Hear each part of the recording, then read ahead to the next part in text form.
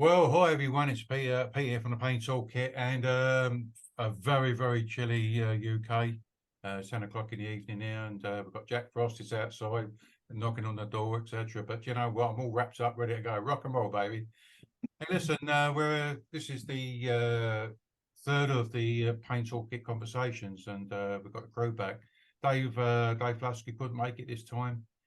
He said he'll be with us on the next time. So I'm with my good buddy over there in Canada, Keith. Keith, can you do your little bit of introing? I certainly can. So yeah, great to have everybody here. I'm in Western Canada where it's about 2 degrees or 3 degrees Celsius. So but no snow on the ground yet. And I'm coming from the beautiful Okanagan Valley, which is the Napa of the North. So we have some of the world's greatest wines in the world. So come visit us. We'd love to have you. With that, I'm just going to take a few moments to introduce these amazing people, because I know we get new people who like to listen all the time, and you need to know who these amazing people are, because at the end of this conversation, your lives will be changed. And if they're not, it's because you weren't listening. So last time I went around my screen, which nobody can see. This time I'm just going to make it up randomly, and I'm going to point, and then we're going to have everybody briefly introduce themselves and let us know where they're from. So starting off from the East Coast of the United States, Mr. Durham. Who's actually 3,000 miles west. And by the way, I love the way you referenced the Napa of the North, because I'm from Napa. Oh, okay. I love all the tie-in together. Yeah, I'm briefly in Los Angeles this week. I'm a physio by training. Been, as I usually introduce myself, I say I've been in healthcare for 30 years, worked in the hospital settings, had my own practice. Now, currently, I think the value I hope to bring to this conversation is my experience is actually working with that team, as I like to say, making sure that we move outside of this space of the providers, and how do we, right? If we're going to expect to serve people, we can't wait till they sit in front of a provider. When I think this conversation is going to be great about this today, because you've already got me. So I do the work on how do we bring the team together around this, so when someone calls the office, right, that this journey that this person who needs our help is on, is we're asking the right questions, and then making sure the information gets shared throughout their journey. So that's where I spend most of my time and energy right now, is making sure, I call it the connectedness of this client-patient journey. Excellent. Love it. Love your work, by the way.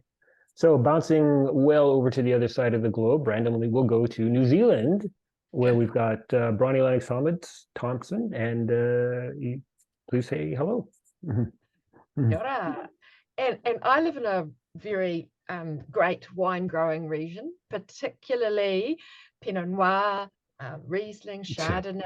Okay, all right. The Waipara region in particular is lovely. And the t-shirt, look, the cow. Now, isn't that gorgeous? Yes. The cow. Oh, sorry, Jerry, there you go. Yeah, that is from the Central Otago wine region, which is a really fabulous place for, especially for Pinot Noir. And my background, I'm an occupational therapist with psychology training. I teach people about pain at postgraduate level, and I live with fibromyalgia, and do my best to try and change the conversations, to remember that the people that health professionals work with are people, and to remind people with pain that many of the health professionals they see also live with pain. Sometimes we forget there is no boundary. That's my bit. Excellent. With that, we're going to pop a little bit south of you to a slightly larger island, and we're going to go to Toby Newton-John. Welcome, and please introduce yourself. Thank you very much, Keith. Hi, everybody. So yes, I'm in Sydney, in Australia, on Camaragal land of the Indigenous people, First Nations people in Australia. I'm a clinical psychologist by background, and my claim to fame is that I was on Pete's program when Pete entered the pain management world. I know, Pete, there's various things you think in your life, having kids, getting married, profession, whatever. Being on your program was a thing that's my number one claim to fame, and that was 1 or 2 years back that we did that. So now I'm a researcher in pain management, and clinician, very, very part-time clinician these days. And I'm mostly interested in the relationship dynamic of chronic pain. So I'm interested in partners. I'm interested in how pain affects the partner and how the partner affects the person living with pain. And I think these are conversations that are really, really valuable. So I'm really happy to be here. Excellent. Thank you. I'll freely admit, Toby, because you're a psychologist, I'm always worried through these conversations at the end, you're going to tug me on my shirt sleeve virtually and go, Meldrum, you're a little bit maladjusted. Like you need some help. So I'm going to try my best to put on a false front. So on the contrary, you're one of the better adjusted folks I've come across. And that's genuine. Your check's in the mail. Last but certainly not least, and coming from the only place in the United States that's normal. Sorry, Amy, I just had to slide that in there. There you go. Amy Eicher in Normal, Illinois. Please welcome. That was good. Hi, everybody. I come from both sides of the aisle. I have a PhD from the School of Hard Knocks as a chronic pain patient for 20 years, who accidentally got herself out of pain and happens to be a little neurospicy. And my thing that I decided to research was pain, and fell down a rabbit hole that I have not come out of. So for the last 11 years, I have been studying chronic pain in all of its versions. And my little piece of the world is, as a pain coach, helping people in pain by simplifying the research and all of the sciencey words and just making it super applicable so that people can get back to living. And it is my joy and my thrill when I get to see people start to figure it out. And like they make those little breakthroughs and they start to get their life back and they realize this isn't a death sentence. Things are possible. What a great way to wrap up our introduction. Thank you, Amy. So with that, here we are, Pete. We've got the great team. They're all off the bench and on the ice because I'm a hockey guy. So we are ready to get the game going. Thanks, Keith, and thanks everybody for doing the intros, etc. Listen, when we finished the last one back in, I think it's in September, that someone said the theme. Well, we start off this conversation with some about tried and tested. And before we started recording, etc., we was talking about or discussion, I should say, about how people with pain need to prepare before they see a healthcare professional, but also, you know, because I don't know, I think it's still that.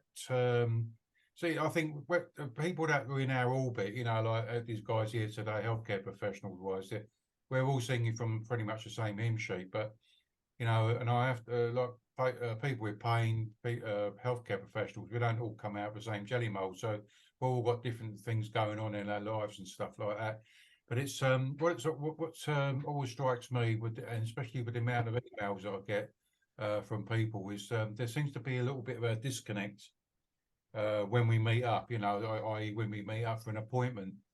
And I think from my own experience, I've got better at it over the years, but I know pre going on the pain management program and thereafter, it's really just, I thought my job was just to turn up, sit on my butt, and then off you go, like, you know, the GP or the healthcare professional, they take over. But, and I wasn't aware of that. I had to be part of the process, like, you know, but so the thing is, I hadn't had any skills in communication skills, but also I think sometimes I've been on the receiving end where I've seen healthcare professionals, even after, I always remember when I had to go and see a ophthalmist, is that the right word? You know, something about my eyes.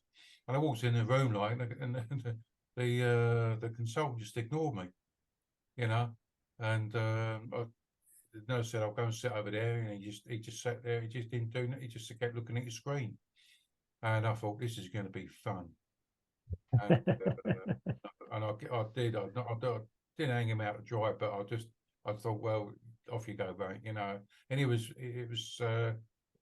all one-way street stuff, you know. And I didn't feel part of the process. But anyway, so I think there's that disconnect, and it seems that communication on both our parts seems to be a bit of a challenge for us, like, you know. And I often have to remind myself, and I also, when I'm doing workshops, remind that healthcare professionals, we've not, you know, people with pain, we wasn't sitting beside you in med school, you know. So it gets a bit complicated, and I'm not sure. I don't know. If perhaps things have changed now, but if is communication high on the agenda when people are in their respective medical schools? I'm guessing it must. No, Jerry shaking said no, it ain't. It's becoming so. I can talk to the University of Otago program. So I've been teaching 5th-year medical students. This is their I've been doing that for what, 20-something years, and this is the year before they go on to their training intern period, where they're actually on the wards. So by this stage, what I've noticed, they've become much better at reflective listening, but they struggle with open-ended questions. So they can repeat back to you what they've heard, but they are still wanting that, you know, yes or no, black, white answer. So that's, but it is changing, and certainly we're getting much more inclusion of Maori and Pacifica and people with different language capabilities and different communication practices. And that's getting woven right through the training. So just as a start, but there is much, much more work to go. Yeah. So who would like to go on from that? So we tried and tested, and how do we interact with each other? How are we going to get to know each other a little bit better? Something like that. Amy, your point you raised earlier, but before we started, about the person who contacted you, I thought that might be really, because that was a pretty powerful kind of message, I think, for us to consider. Yeah. Thank you. It was very powerful, and I like Keith's story of where he is, you know, where the world changes and somebody tells him he's believed. I think this is like, that's step one, is hearing from a medical professional, I believe you, so that you can stop fighting to be heard. And then the second thing is, as I was going through my long COVID journey, my heart was like wildly out of control. And like, I'm laying in bed and my heart rate is 190 beats a minute. That's maybe not awesome. So I got referred to a cardiologist, and I have terrible medical PTSD after 20 years of chronic pain and not being believed. So I'm like, great, now I've got long COVID, which nobody believes in yet either. So this is going to be one of those things, right? So I'm like, if somebody could just please give me some Valium before I go into the medical professional's office. Right, and I'm breathing and I'm using my tools, and I have prepared my 3 bullet point list with my 2 questions to conserve my time and be succinct with this doctor, as I know the American medical system needs me to be, right? And I've prepared my chat instead of my 1 through 10 on the pain side, because I can't stand the pain scale. And the doctor comes in, and, you know, he asked for my symptoms, and we got through my 3 bullet point list. And he then looked at me, no computer in front of him, by the way, which was also like, I had already clocked that. And then he said, what can I do to help you today? And I was like, maybe he is one of the people listening to the Pain Toolkit and patient advocates and like people like us that are trying to share this, because I don't think I've ever had a healthcare professional ask me that before in any discipline. And then it really brought me down, like all of the anxiety that I had had from, you know, 20-some years of not being believed. I was like, I'm so comfortable right now. And I told him, I said, look, I need to know, is there inflammation in or around my heart? Because if there is, I need to go down route A. And if there isn't, I can go down route B. And I mean, I guess if there's something I'm missing, like if I don't know what I don't know. So if you could fill that in. And he was like, that's all you need. And I was like, yeah. you know, and away we went. And it ended up there wasn't inflammation. So, but, you know, I got my question answered. I didn't need to seek more care. I mean, other things happened along the way, which is irrelevant to this conversation, but I got my question answered. I didn't need more healthcare. I didn't need more intervention. I didn't need medication. Like, I had everything I needed to begin my self-management journey from that point. Isn't that amazing? That one thing of what do you want? I ask, what's your main concern? Mm-hmm. Tell me why you're here and what's your main concern, so that we don't have that mismatch between say a physio thinking I'm here to reduce your pain, or a doctor here saying I need to prescribe you something, or an OT thinking you need to raise toilet seat. Many people, there's something about that, Amy, for me is yes, a very prepared healthcare professional who knew what needed to be asked, but you're also a very prepared person with living with pain. You're a very prepared patient, and when those two things align, obviously, you know, it's a really satisfying consultation on both sides. I'm sure he felt that it, you know, it was so.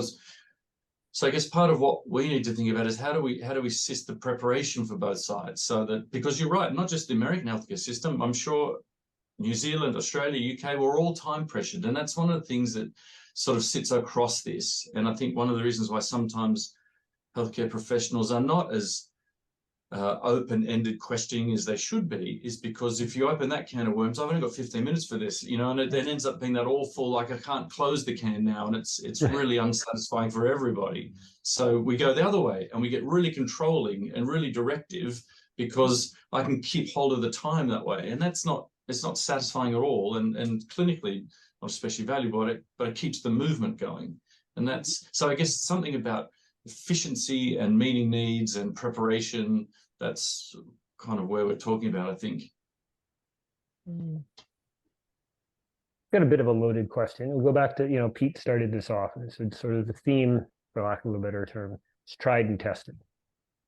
So Amy, you had a great example of something, and you shared you know, something that was shared with you earlier by one of the people you work with, and things she had asked, you know, making time to ask, you know, what do you want from me? What, you know, so, but if we look at this theme of tried and tested, everybody here, what would you say isn't working? What is tried and tested but isn't working? So we can talk about what we need to do, but what isn't working, and are we still doing it? And I say we, I mean healthcare, society, all of it in general. It's a really loaded question, but because when I hear the term tried and tested, I'm like, maybe we don't think as much as we think we do. Maybe we're just stuck doing stuff because that's the way we've always done it. So what is healthcare still doing that's tried and tested but is not correct? So I toss that out there. Deary, I want to see it. Sorry, Toby. Go, Toby. But I can see well, Deary's. okay, just first thing off the top of my head is what's not working is thinking, or the idea that it's healthcare professionals who are the only ones to impart information, education, support, input, whatever, and to the exclusion of those with lived experience, massive untapped potential, and then you know, from the partner, the family, the social context of that person. So I think my 20 cents on that one is what's not working is a restricted focus on who can provide the lift up, and we've relied exclusively on healthcare professionals for a bunch of reasons we possibly will get to. But yeah, I feel we get some small part of the pie and not addressing the rest of it, would be my 2 cents. That's good. Gary. You know, everybody's on a journey, right? And you guys, anybody chime in on this? Everybody who calls, one of the best books I read in the last couple of years in the work I'm doing, I don't even know how you'd categorize the book. Definitely, it came from a business section, but it wasn't really a sales, it wasn't a marketing book. It was about understanding, and by the way, it came from the business side, very applicable to healthcare. And talking about everybody who you come in contact with is on a journey. I love this. Mm-hmm. And so I've really instilled this because you guys hear me talking about your patient's journey. And I usually talk about it within the context of them calling to say, hi, I need your help. And I've really expanded that to going, okay, someone calls to say, I need your help. We have to understand, where are they in the point of their journey? And so, right, in the work I do, and I would argue Pete's visit to the eye doctor probably wasn't very good from the moment he walked in the door, because the first thing I think about is a doctor who'd come in with that is the doctor also hires a person who doesn't look up at you when you walk in the door, generally. So yeah, it's really interesting to me that if we embrace that people are on a journey and then do our work, and by the way, everybody within the system, as I like to say, I think one of the big problems with, we all think about the provider who's going to spend 15 minutes with you and it's make or break there, right? And so I like to train the front desk team in coordination with what's going to be done downstream, so that we can start to build a nice little trust. We can collect information so that when you walk in for your 15 minutes, like when Amy walks in the door, maybe that question, and I love that, Amy, that you did that, because I have front desk people ask a similar question, so that when you arrive in the door, the provider says, so Amy, I know you shared with our team, right? So it's this, again, they're on a journey. So the front desk team has to start, or maybe they fill in a form. So it even starts before that.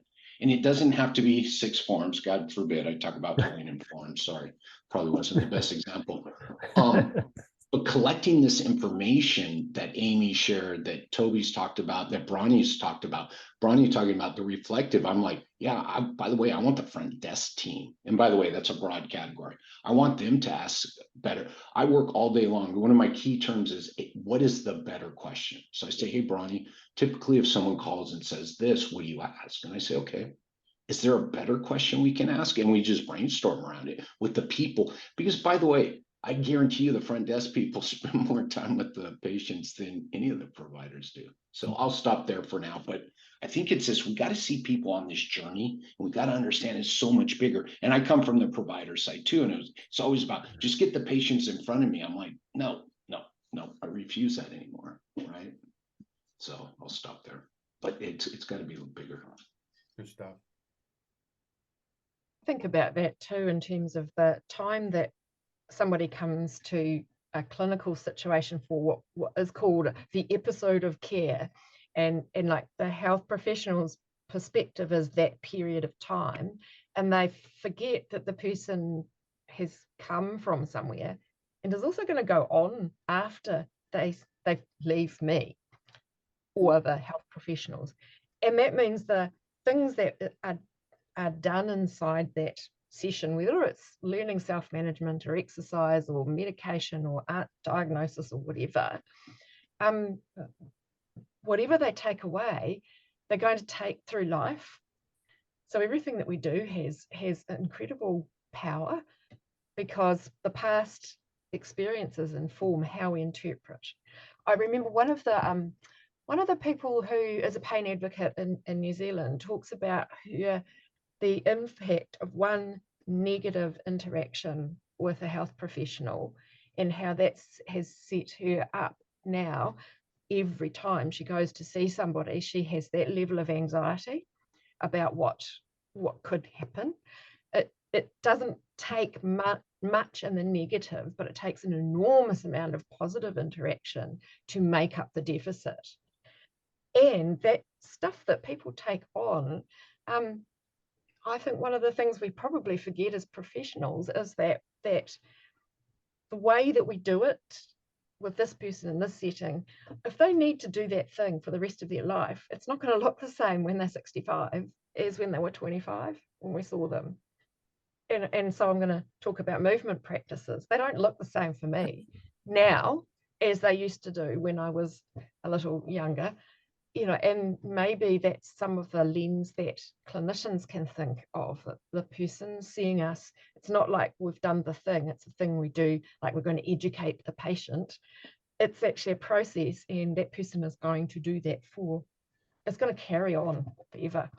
It's a really interesting, different way of viewing people. It's lifespan stuff.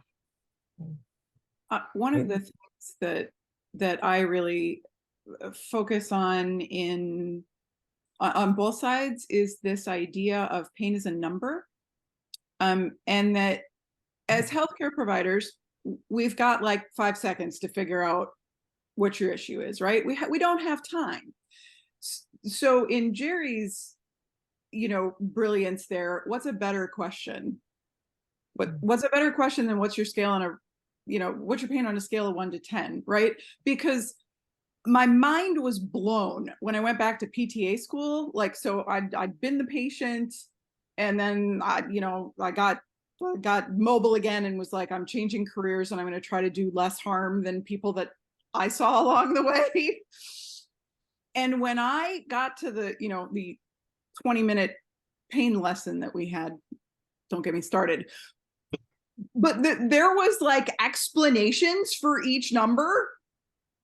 And it's like the healthcare professionals had this secret sauce that the patients, I've been answering that question for 20 years at that point, and I didn't know any of those benchmarks existed. And my classmates thought my head was going to actually explode off of my body in that particular class session. But if we're talking about disconnect in communication, the pain scale is a huge one. And I think the better question is, do you have any room left in your life after your pain? Because that gives the clinician the data, right? Like that gives us the data that we need to be able to move forward with this person. And it gives the person in pain more opportunity to talk about how the pain is affecting their life. Because let's be real, nobody in pain is going to a doctor for funzy. Like, you're there because this pain is interrupting something. And if we collectively on both sides addressed that. And so I always teach my patients, chat about pain, give them a number because they need to write it down for insurance. Like, it's a thing, so just give them a number. But really, give them the characteristics, give them the history, give them an analogy, give them a timeline, and do it that way. Chat about it, but give them the number because they need it for insurance. So just don't be mad about it. Just do it. It's part of the system. So what I love with all of that, just so everything that was said, Toby, what you said, and then Jerry and Bronnie and Amy. So coming out of that, it's tried and tested. There's so much that we are not, and so I don't want to be super negative. So I won't say we're doing wrong, but maybe we're not doing it the right way.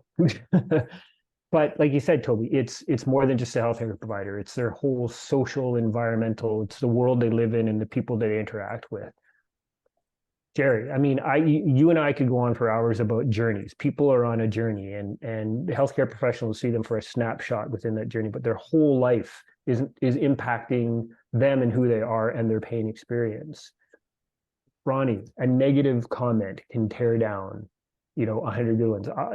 I'm an engineering guy, civil engineering and construction. It is a lot easier to tear down what I have built than it is to build it. I can take it down 10 times as fast as I have built it. So that is really important. We need to remember that one negative interaction can undo literally a lifetime positivity. And then Amy, you and I can talk about the pain scale and all of that till the cows come home. So tried and tested, they still use it because they need it for insurance, they need all this stuff. The wonderful healthcare provider looks at you when you talk about the pain scale and they just go like this. So like, I need to write it down. Like, what do you want from me? So I just, the tried and tested theme just really is sitting with me, because I think we have tried so much over the years and we realize it doesn't work. Where are we going to be in 100 years? Like 200 years ago, we leached people because we thought that was the best science we had. I'm not a doctor. I don't think we leech people anymore. I'm pretty sure. I don't know. It actually does happen. Yeah, Okay, my daughter, or my partner's daughter, does leeches for specific purposes. But what Terrible she doesn't example. is the caustic soda and the mercury treatments that were very popular for women with pain. There you Let's go. not do Yeah. that. Or the bloodletting, or Yeah. it's not. My poor example was, like, I'm interested, if I'm alive in 50 years, we're going to look back and go, the things that we're talking about today that we're so sure is the right thing, is it going to be the right thing in 50 years? Because we were sure stuff was 100 years ago was the right thing. That's what science is. It evolves, it changes. And we're people, we're not machines. So, yeah, that's my soapbox. I'll just jump in because it's funny, tried and tested, because when I first started doing this stuff back in, I guess, the mid-90s, something like that, and started finding out the facts and figures. And in the UK, I don't know about worldwide or other respective countries. But in the UK, there was quoting. So I think it was. Correct me if I'm wrong, Toby, because I know you might have had them figures, but in the UK there was only, I know I say only, but it was still a lot of people. 7.8 or 7.9 people in the UK living with pain, and then it jumped to 14,000. 14 million, and then about another half dozen years later, it jumped to 28 million. So the question this is one that always baffles me. In healthcare, well, we're not, life and the way the world's ticking over and whatnot. We're supposed to be moving forward and eradicating stuff, like as penicillin did, But for me, and we got lots of therapies now and therapists, and we haven't got a terracotta army of healthcare professionals. But it just seems to me that, especially in the UK, we're not going forward; we're going backwards, because the amount of people living with pain is just increasing all the time, But we've got all these new stuff in, like, where our NHS is talking about support. We've got a whole page now, there's a lot of page on supported self-management, and yet we're still, it feels like we're treading water. If anything, we're drowning in it, because, and until this is why always baffles me, why here, and I'm guessing in other countries as well, why self-management or supported self-management isn't at the front, a bit more, well, not right at the front, but at least near the front of healthcare, because all I know your A&E units, our A&E units are overwhelmed at the moment. There are a lot of emergency rooms in around the world, etc. They're just overwhelmed with people, the reason why, I think I was told by a pain doctor here, why a lot of pain people go to A&E or emergency room. And so I said, well, I asked her, she said, because I asked Bev College, she used to be the president of the British Pain Society years ago. And I was having supper with her up in Leicester, where she lived. And I said, did you have a nice weekend? She said, really, I was on call. I said, what do you mean you was on call? What did you do? Well, I had to be in A&E, because we get a lot of people coming in with pain, long-term pain. I said, well, why don't they see the GP about that? And she said, well, they do, but they come to A&E because they see their GP as being useless. I've been trying to be pretty kind here, not useful. Is they think if they go to A&E, they'll be seen by a proper doctor, because they're wearing coats and white coats and stuff like that. So, people with pain, we in a way, we misuse. We don't intentionally misuse services, but we go to other places thinking that we'll be seen, because these people in the hospital, they're seeing people all the time that are not well, and they'll know how to manage my pain. Whereas the shift now is to try and to deal with pain in a primary care setting. But I don't think the GP's got the time to sit there with anyone. That was just what I was going to say, Pete. So one of the issues in New Zealand, and I'm sure it's not unfamiliar with other countries, is that to get in to see a general practitioner takes a couple of weeks now, and that's primary care. And yes, we have health improvement practitioners who are mental health first line embedded in primary care. There are a lot of occupational therapists, nurses, social workers, and psychologists and counsellors. And what they are doing is dealing with not the mental health stuff that they thought they were going to do, but people with chronic pain who can't access services. So that's one sort of thing. So the push to take people away from the hospital setting has landed on the general practitioner's primary care setting, and the extended team that I see as being critical, which is people who live with pain or chronic conditions of any kind, who can be really great support and advocates, allied health, OTs, PTs, psychologists, counsellors, nurses, podiatrists, osteopaths, chiropractors, massage therapists, all the people that come to do our program at University of Otago could be used there, but the funding model doesn't work for that. And if you're somebody who's scared and your family are saying, I don't know what to do to help you, your pain's gone skyrocketing, and if we don't do something now, I'm scared you're going to do something scary to yourself, the place they go is to emergency departments. And it would be a 12-hour wait on a good day to be seen. I think some of those supports that we need as people, all of us, who find that our pain's doing something weird that we're not used to. It's a bit scary. We don't know where to go for it. And even if our self-management strategies are present, perhaps we're tired or something else has happened, or we're just feeling really fatigued, then the place to go at the moment for most people in New Zealand would be emergency departments. You certainly can't get in to see a pain management service. I think part of the issue is how we think about self-management. So self-management are all the things that we do to live well with our health problem, whatever it might be. And part of that is knowing when and how to ask for help and who to see at the right time. Because there are times when it's difficult to know when to go. If I've got a weird pain that turns up, that's out of the blue, I have to make a thought now, is that just my fibro just doing a thing? Or have I done something that probably I need to get some help for? Will it just settle down, or maybe it won't? What do I do now? I don't know that we've got anything that at the moment helps us work through that. I don't know if that's like for other people with pain, but yeah, there's a gap in there somehow.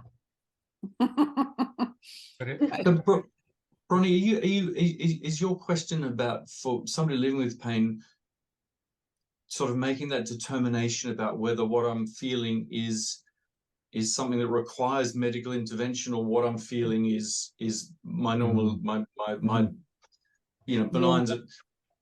my normal, and I guess that is a really critical question, isn't it? Because that's what sends people to emergency rooms and finding they have a very unsatisfactory 12-hour waits to be told, well, there's nothing wrong with you. Yeah, we can't see anything on imaging. I don't know the answer, because I mean, the nature of chronic pain is to have a flare-up. That's normal, but to know why it happens is not always. We can't always do that. And for fibro, we get random pains in weird places, and they hang around for a while, and then they don't. And then they may or may not go. Some of mine have been with me for 5 years in this new pain. Should I have got treatment earlier or not? Would that have changed anything? I suspect not, because I don't seem to have other, apart from osteoarthritis changes, I don't seem to have other things go on. But I'm pretty well informed. I'm good at reading stuff up, and I'm in contact with people all the time about pain. But lots of people are not like me, and they get a random pain that turns up. I've got a shoulder pain. What do I do about that? I've got this chest pain. I don't know what that's about, and where do people go for that? You can't just go and see a physio, because some of these pains are not physio related. You've got a random abdominal pain. Would you go to a physio? Probably not. I don't know. May I offer a short example of this? Mm. So a former client of mine had gone through my 6-month program, was like amazing at self-managing. She had really figured out for her what her things were when she felt like she needed additional help. You know, she had sorted that for her, right? Because I think it's an individual answer. Yeah. You know, and she was having abdominal pain, but she has polycystic ovarian syndrome. And so she kind of felt like, well, this is just I'm going through a lot. I've got a huge emotional load. I put on a huge physical load. It's mid-cycle. I'm just having a really, really bad PCOS flare. Mm. Well, she did not go to the emergency room because she rationalized that this was okay. In fact, her appendix had burst and she was going septic. Whoa.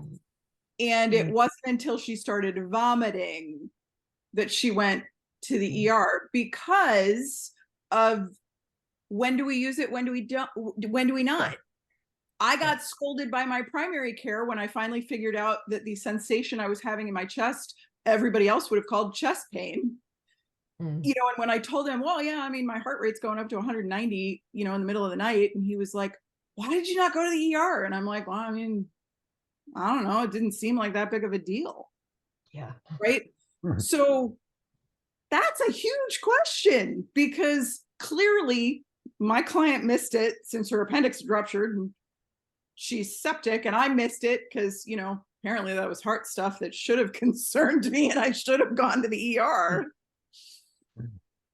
But then, like Pete's saying, your back pain goes on for longer than you want it to.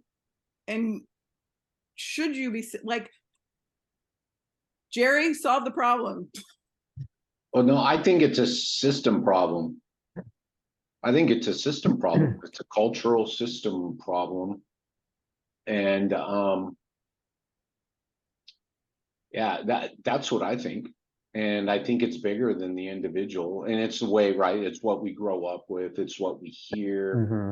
It's all of this. It's interesting, Pete, those numbers you shared. And, Toby, you understand this a lot better than anybody here. But, over the years, and I think part of my journey in my life, right? Things I grew up with that weren't okay to talk about or weren't okay to say, there's now more openness to that. Some people might call that a negative. I'd call that a positive. And so I think this is growth. I think it's growth within a system that was, by the way, I was thinking of something else as you guys were talking too, right? The system is, I said this on our last one, and I can't believe this is going to be the first thing I bring over. It's so ego driven in the States, right? It's ego driven. And when you think about someone, I'm going to go back to this, and you guys have all said things that helped me to put this together. If someone's on a journey and I'm only going to get 15 minutes of them, and I'm going to curse her, how big of a fucking ego do I have to believe I'm the only person that can help them? Back to what you were talking, Pete brought it up, Bronnie, you brought it up. So again, you come into this world. Sorry, you come into this ecosystem. I call it the system. And it doesn't matter. It could be your GP, could be your cardiac. So if everybody understands the bigger picture and their value to this person's journey, then we can let the egos down and we can value the self-management. We can value the massage therapist. We can value things outside of that. And Pete posted, it's funny, Pete posted earlier, maybe what are 3 or 4 top tips we would tell patients. I've changed my answer like 4 times. One of them was like, what resources do you have for me when I leave here? I swear, and I wouldn't have thought of that. That wouldn't have been a question 30 minutes ago.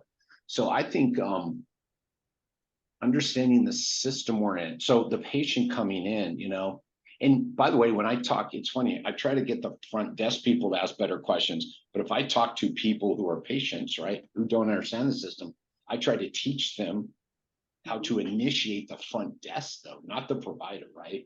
That's what's funny. I probably everybody watching this is thinking about the provider. And I try to brainstorm with them, what is the better question we can ask up front that will get you the biggest value out of your time, money, and energy that you are going to have to invest in. So just something that's my thoughts on all this. And And I think there are more pain people out there because it's okay. Oh, sorry.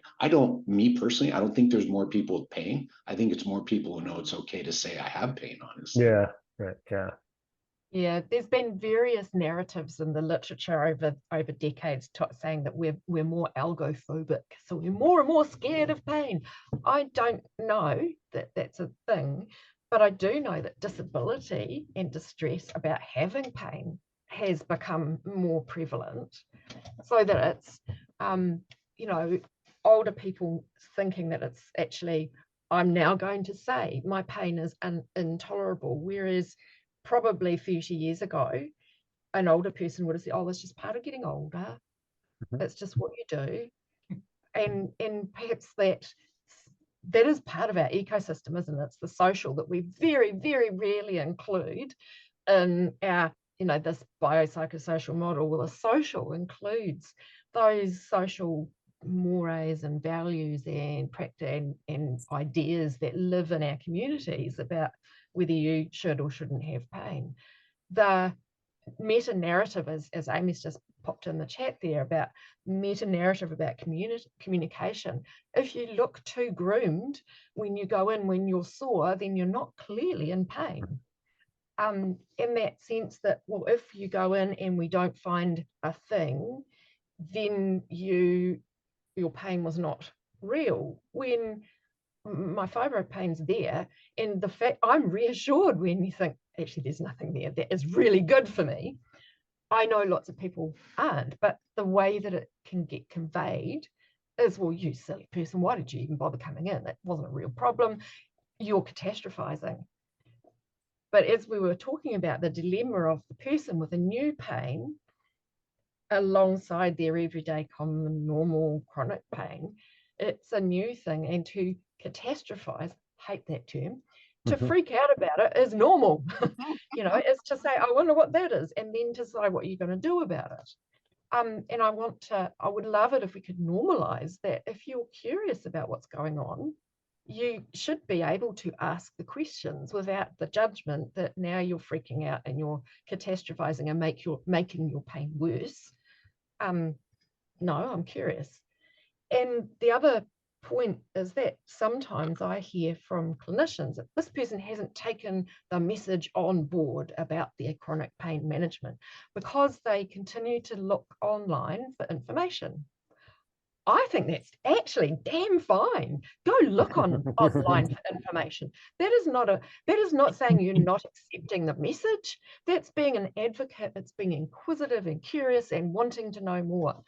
There is absolutely nothing wrong with that. But our society sort of suggests that if the medical healthcare person says this is the thing, then that's all you need. You do not need to go out and look for other stuff.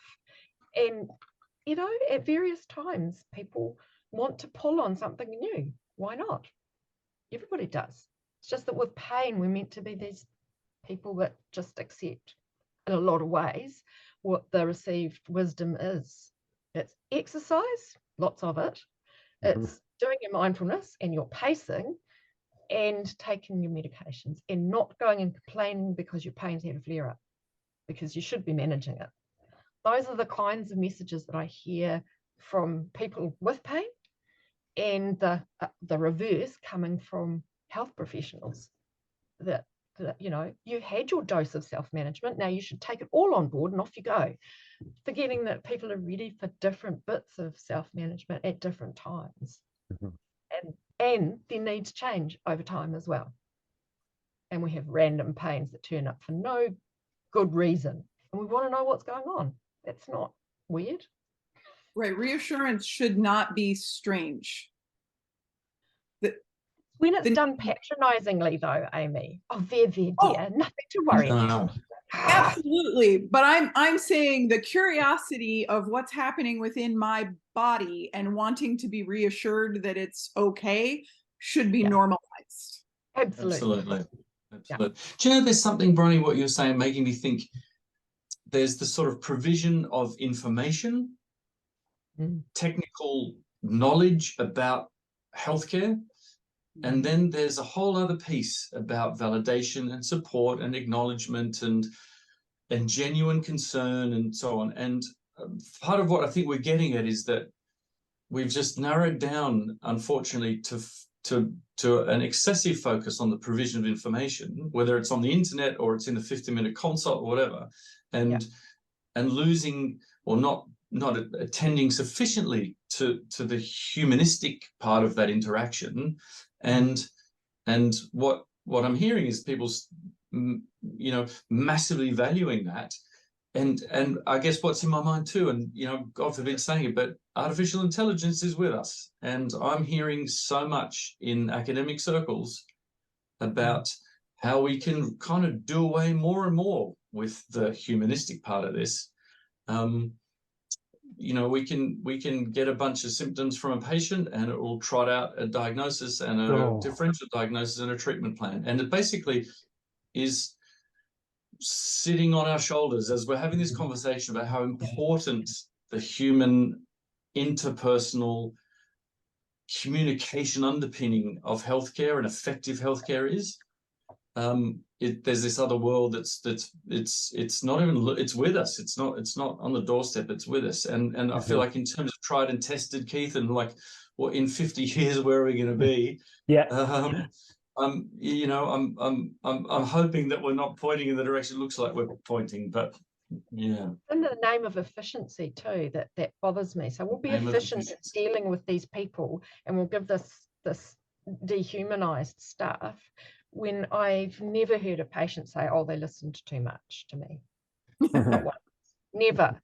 And people, qualitative literature is just full of the relationship, the affirmation, the acknowledgement, the validation. And you know what? I remember listening to Claire Ashton James from University of Sydney, saying that doing a validation process takes less time than shutting someone down and ignoring it. Isn't that interesting?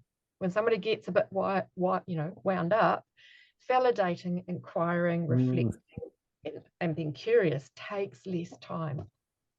And so efficiency in healthcare isn't about number of people through, it's about how many people are feeling helped through that process. You might batch load, 100 people through, but if only one felt good at the end of it, what a waste of time and money for everybody. And remembering that people with pain, patients, that is our time, and that is valuable too, as valuable as the health professional. I'm just sitting here listening to all of this great conversation, and I come back to, because I think it's a really interesting topic that's tried and true, and I'm probably hyper focused on my position, so people feel free to tell me to shut up. But I feel that we're caught in this tension in the year 2023 where we're trying to make advancements. And Toby, like AI, that's a brilliant one, right? Like it's spinning almost out of control. But in healthcare, we seem to be stuck, if not going backwards or recessing in how we interact with people. And I wasn't alive 100 years ago, and you probably all overheard me use the quote from the brilliant Canadian doctor, William Osler: "The good doctor treats the disease, the great doctor treats the patient." He died in 1919. That tenet, that underpinning, that foundation of healthcare is not with us today, because we are still treating the disease. We're not treating the person who has an illness and the environment that they live in and all of those things. So tried and tested. It seems like we've tried it, we've tested it, but we don't want to let it go. I don't understand the reluctance to move forward. Is it, I think I said this in a post on X or Twitter or whatever the hell it is the other day. Is it ego, Jerry? Is it hubris? Is it just a need to be right? Healthcare is still hierarchical. It's still transactional. How are we stuck? You're 5 for 5. Keep going. You're 5 for 5. Keith, I think you're missing one. Okay. There is no profit in treating the person. And self-management is not sexy. There's no high-tech gadget. It involves a person figuring out with somebody else what works and fits in their life. So God forbid we should like treat people like human beings and have some compassion and humanity, right? Because there's not an ROI on it. Like it's just. Well, and see, by the way, in my world, you're not wrong, Pete. And in my world, I've tried to flip that, right? And that statement that I created, I'm going to continue to give myself credit for this till I see it elsewhere. What's best for the patient is best for business. I'm going to tell you that right now. I've seen it. Absolutely. Seen it. And by the way, that statement, by the way, real quick, how it got there was what's frequently used is what's best for business is not always best for the patient, which is, Amy, 100% correct. And I said, yeah, but hold on. And one night, I almost remember when I did this, because that word, I'm like, but we have to run a business. We have to, and we can do it and be successful. And I just flipped it over and went, holy shit, we've just been saying this backwards all these years. So why don't we focus on the patient, do what's best for the patient, right? In this thing, like, so you call the office. I want to run with what you said, Keith, sorry. Is, what researches do you have for me? And what I'm doing, what I'm trying to do, well, I'd like to say what I'm doing with my clients is getting them to do what? I'm going to go back to it. If I know that the person who called me is on a journey, then I can't possibly, it defaults to, right? The logic says you can't be the only solution unless they're in here 365 fucking days a year. Right. So if we embrace this journey that we're on, we have to build resources. We have to get the Pete's involved. We have to get the Amy's involved. And I'm saying these groups outside of this licensed person.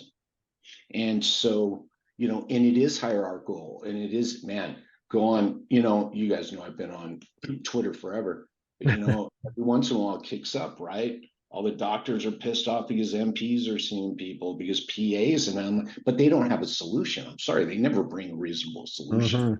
And in 2023, in the advent, Toby's below me here, in the advent of AI and everything, we're going to drive ourselves towards that if we don't take a step back and go, how do we engage people?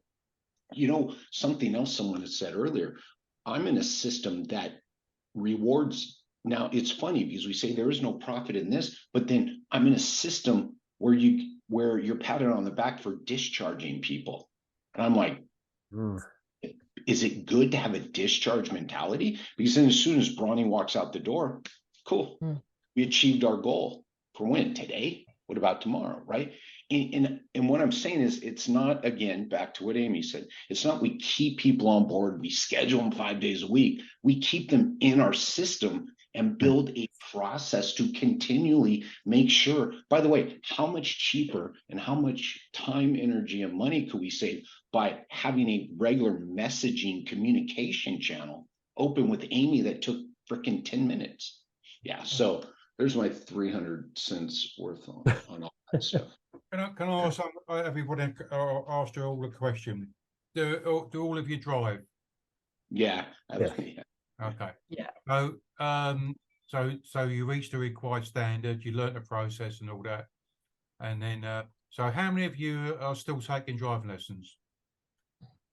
I probably should, but let's not go there. So what happens was this, that you got to a required standard, you learned the process of driving, and then you got the confidence there to have them, drive the car, etc. And that's it. And then you said goodbye to your drive instructor, and that was it. And I was just sitting there thinking that, I was listening to what Keith said. Why have we moved on? I think to myself, because there doesn't seem to be a structure. And for me, I'll say I used to be spending a driving school going. And for me to do that, I had to be government approved. So I had to go to a school, a driving school, to learn how to become a driving instructor. But I had to learn a process that was government approved. And then when I come out as a trainee, I had to take exams, etc., written exam and practical exam, etc. And I had to get to a required standard. Then after that, it was like what Sherry. This is why I love I started following Jerry. I don't know if it seems like forever as well, but because it's in a way, it's and then my job was then to teach people to drive, but I had to run it as a business because, and my main aim to do that, to become a business, wasn't about keeping people and trying to oversell lessons. It was my job was to get them up to a driving test standard. But I used to go beyond that. I used to teach them to drive. So whatever test they come along, they could pass it. Now, the main thing was as well for me because I was running a business, was getting them through the driving test. And because when they left, they then run around for a couple of weeks telling their friends, I passed my test. Oh, yeah, who was that with? Oh, was that Pete Moore, like, you know? So then I didn't have to advertise because I was getting more recommendations. And I think sometimes are we missing a trick here where we're not structured enough, because I think we all seem to be in doing different stuff, different silos, etc. Like, you know.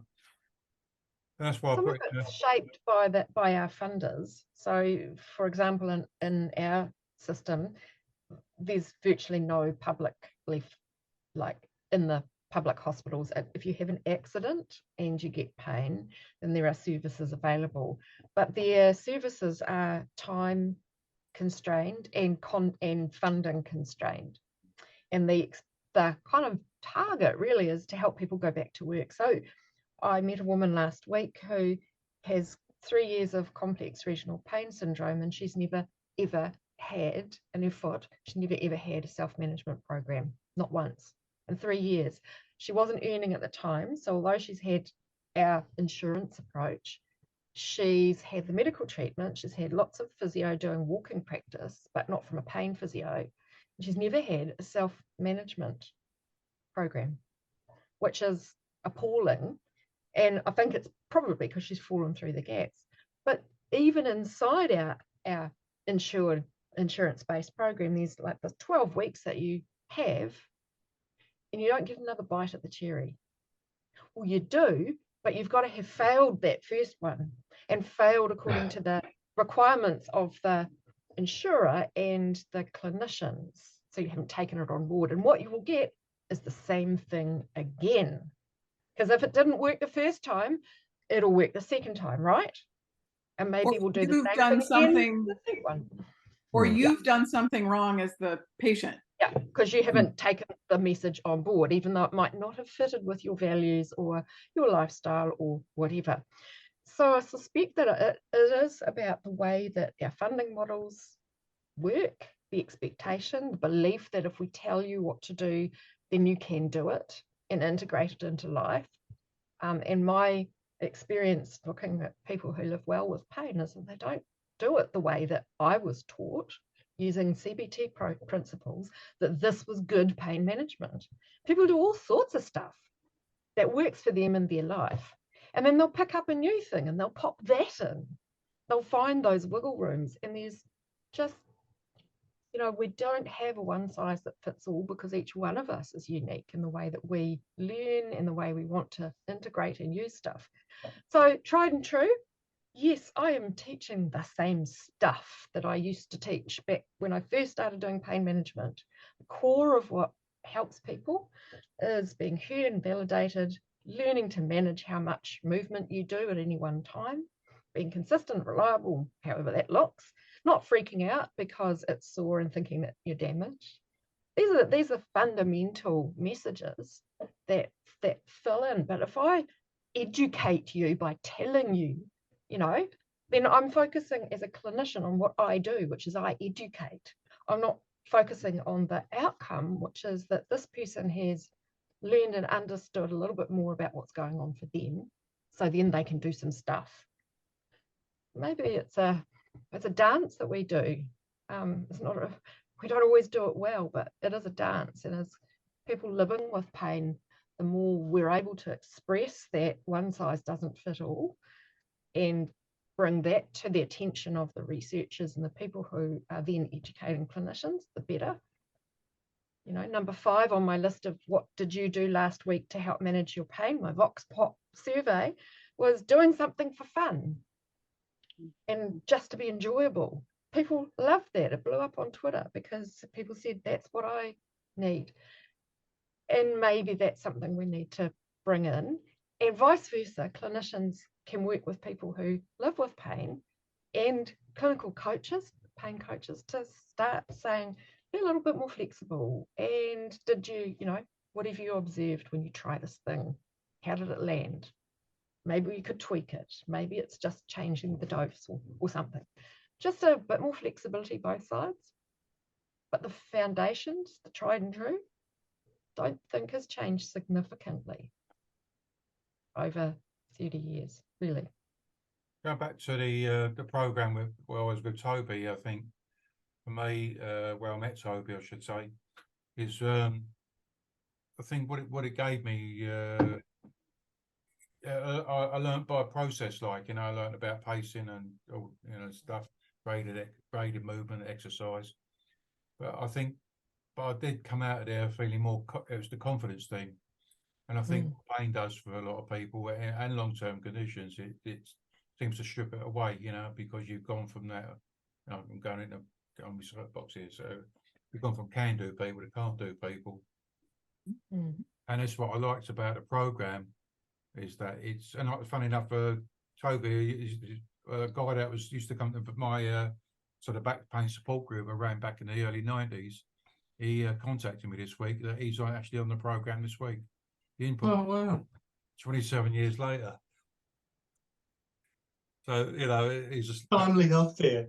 Finally got there, and but he's digging it, he's loving it, and he said to me, he messaged me tonight to say he's going to go and start playing walking football, yeah, and I said to him, yeah, but about pacing, because I can see who's going to get there and he wants to run around for an hour or sort of, he said, well, I ain't learned yet. Yeah. That you jogged a thought on things that providers could ask that would give good information. What have you done for you, not for your pain? I asked that. Yeah. And what do you do that makes you feel like you? Yep.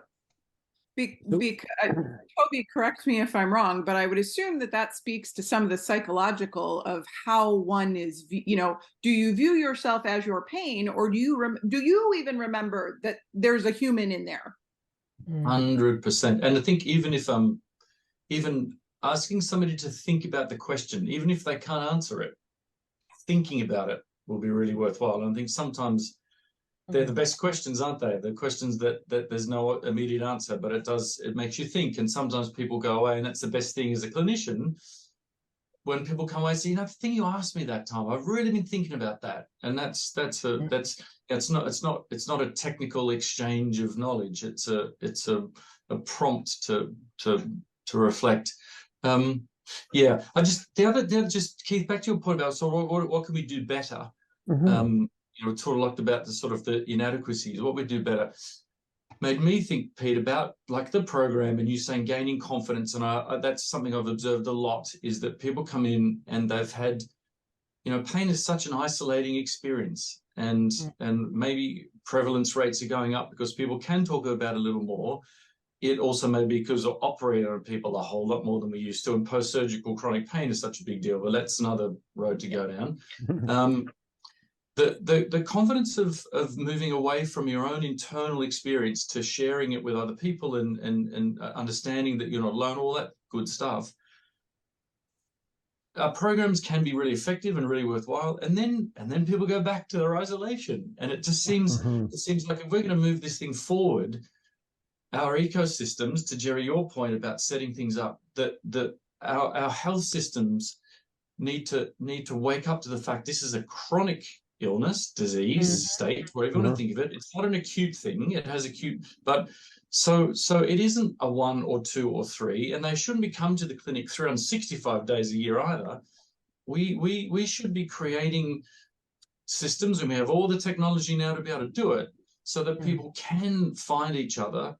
I was thinking about, there's something like 90% of healthcare queries are done within a family.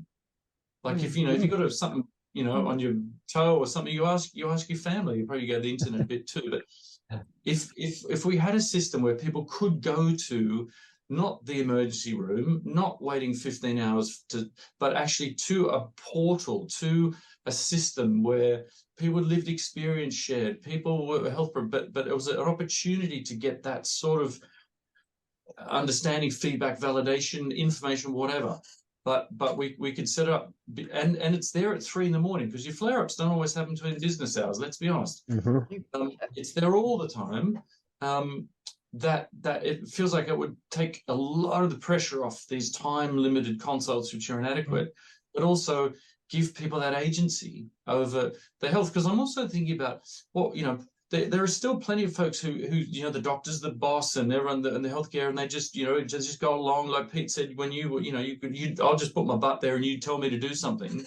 We still haven't really done well in communicating the agency of you, even that it might be in a public system where it's your consult, it's your time, and to go in there thoughtful, prepared with the bullet points, like Amy, that you want, like that should be part of this. And then following the consult, you can tap into support systems, not AI, real people who walk the walk. That feels like that would be the next generation of how we do chronic pain management better. It's a community, is what I see it. Community. It's a broad community. In Māori, we talk about whānau, and whānau are a person and their extended family. And like, you guys are my extended family. We have this lovely, lovely network of people that I know that I can get in touch with. But it doesn't have to come in one form.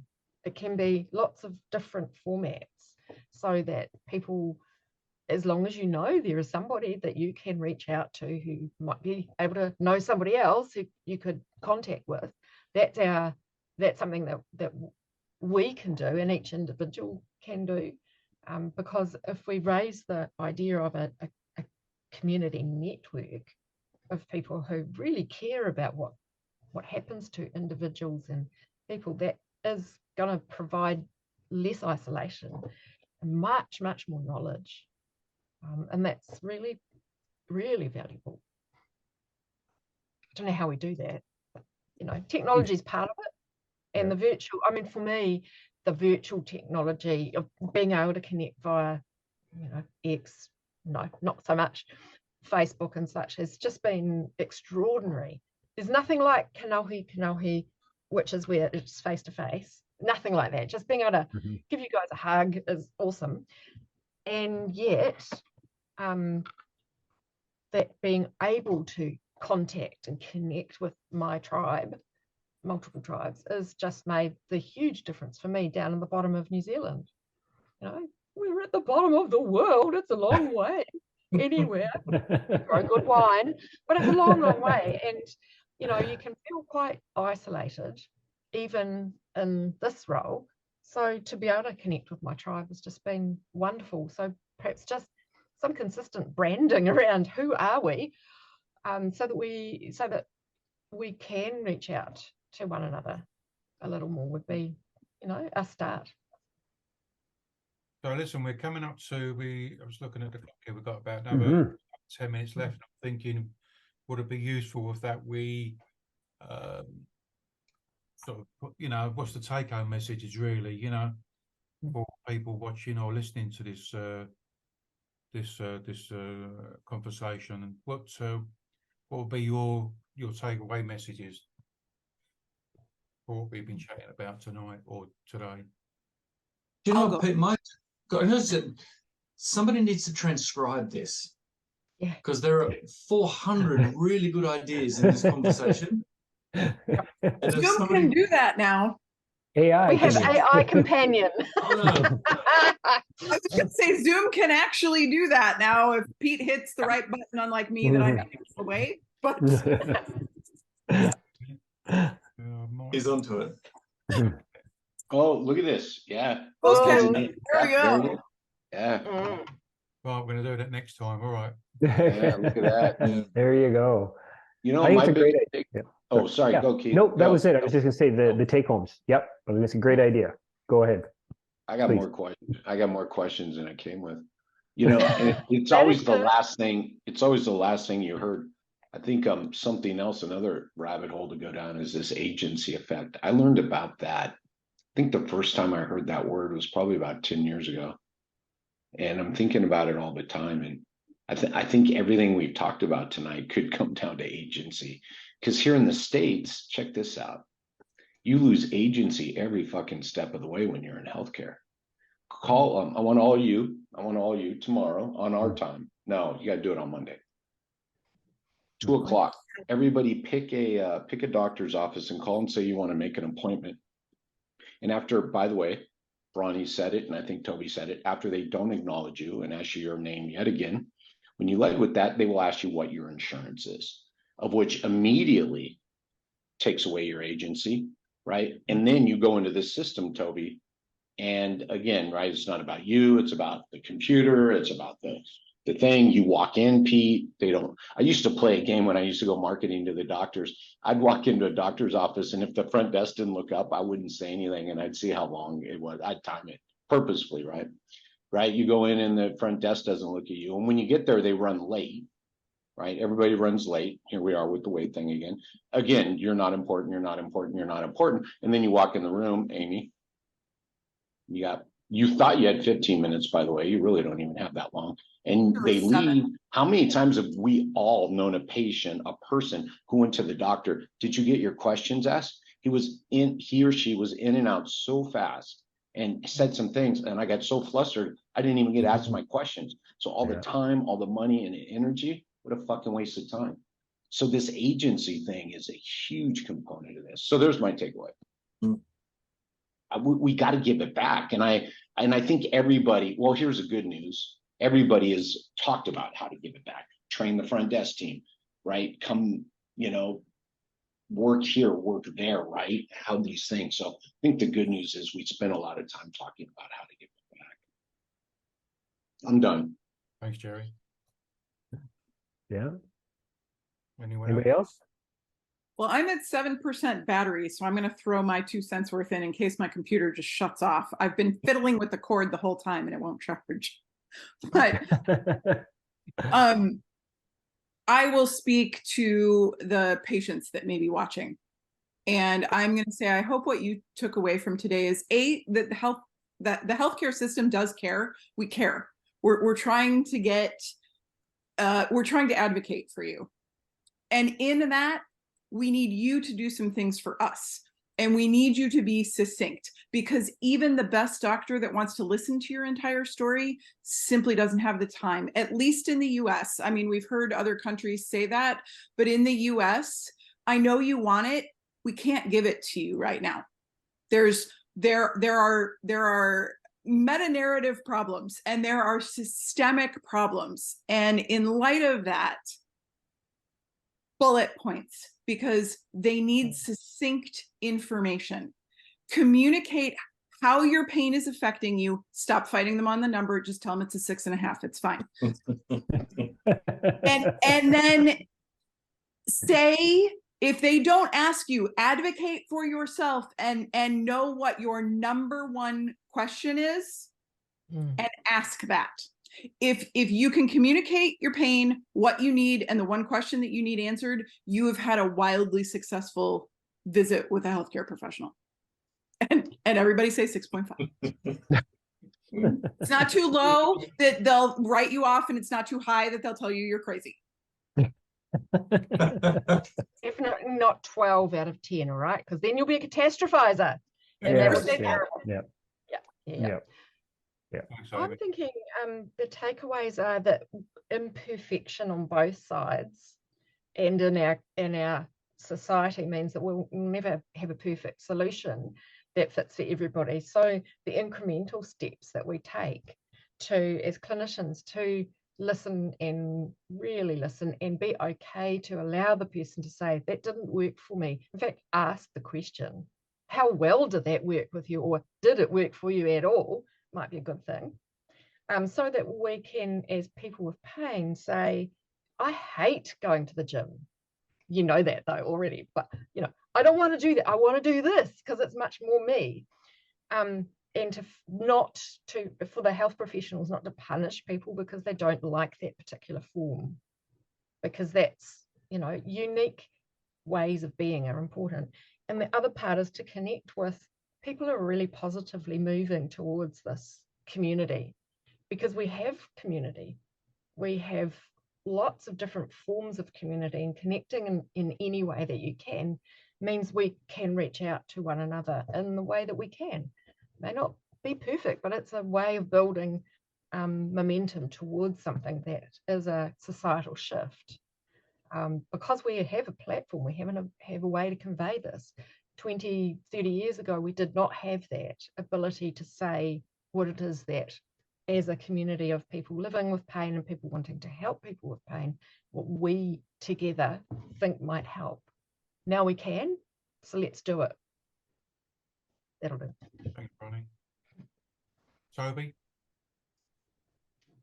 I think the takeaways for me are something to do with clinicians being humble enough to take a step down, and for those with pain being bold enough to take a step up. And that's to do with agency, that's to do with humility, that's to do with acknowledging that technical knowledge isn't always the most therapeutic thing to deliver. So I think one down, one up would be a great start. And then just really echoing Bronnie's point, I think just, you know, the big piece we're missing is the knowledge that people with lived experience have. I'd like to think we'll look forward in 10, 20 years and think, what were we thinking? Why didn't we tap into this? There's gold in them, the hills, and we didn't use it. And we just sort of missed the whole obvious part. So I'd like, that's the thing for me is going forward is tapping into, and I think people are willing to do it. They're willing to share because they've lived it and they've walked it, and they've got knowledge as a result of what works and what doesn't work, of what is effective, what's not effective. It's just a goldmine of support and understanding, as well as knowledge, technical stuff that we're missing. So I'd love to think that we can tap into that. Would be wonderful. Hear, hear. Thanks, Toby. Keith, what's your take home message? I just simply want the world to be a kinder, gentler world in which we live. How's that for simple? In all seriousness, in healthcare, and we see it a little bit, but I would like to see it re-engineered so that there is less transactional medicine, and it's more about the journey that the person is on. Because we're dealing with human beings that have emotions and fears and happiness and all of those things. And, understanding that people are impacted by the environment they live in. And part of that is going to see that physician and the stress that it may cause. So remember that we're dealing with people, not machines. And hopefully AI never takes over, Toby, God forbid.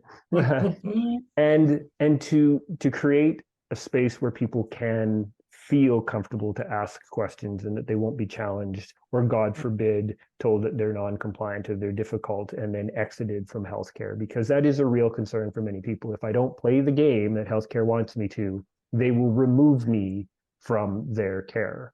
So just a little more compassion, a little more humanity, understand that we're dealing with people. And I don't think that's really a time issue. I mean, you can have those same conversations you can in that time period, but you can just have them differently with people. Thanks, Keith. Mine is to keep it simple, really.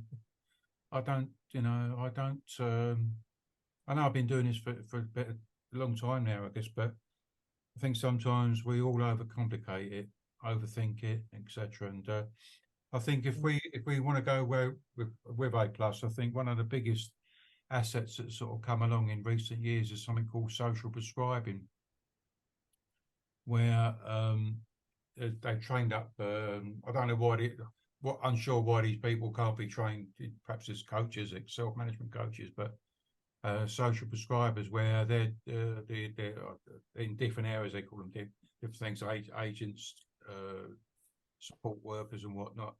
But they know what's going on in their community, so.